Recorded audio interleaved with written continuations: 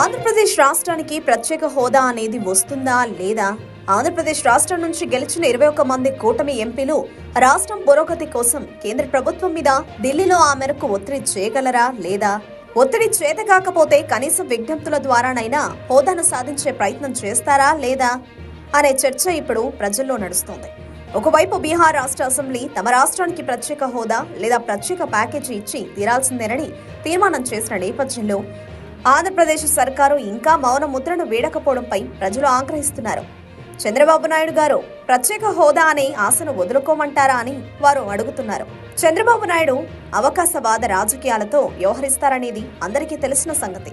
2019 ఎన్నికలకు పూర్వం కేంద్ర ప్రభుత్వంలో భాగంగా ఉన్నంతకాలం హోదా అనే డిమాండ్ను సర్వనాశనం చేసిన చంద్రబాబు సరిగ్గా ఎన్నికల ముందు ధర్మ పోరాటం పేరుతో ఒక డ్రామా నడిపించారు.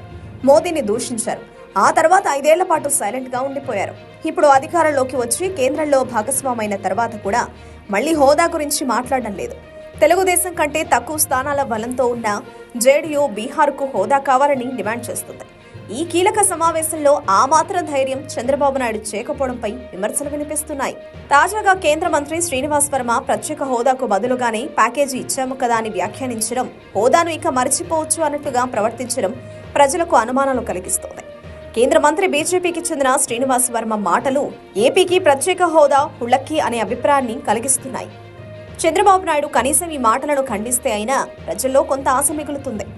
కేంద్రంలోని ఎన్డీఏ ప్రభుత్వంలో రెండో అతిపెద్ద పార్టీగా ఉన్నందుకు తెలుగుదేశం హోదా సాధించగలదని ప్రజలు ఆశలు పెట్టుకోగా, ఇప్పుడు మన రాష్ట్రానికి చెందిన కేంద్ర మంత్రి పలుకులు నిరాశలోకి నెట్టేస్తున్నాయి. ఢిల్లీ వెళుతున్న చంద్రబాబు అసలు కేంద్రాన్ని ప్రత్యేక హోదా గురించి అడుగుతారా లేదా అని అందరూ నిరీక్షిస్తున్నారు.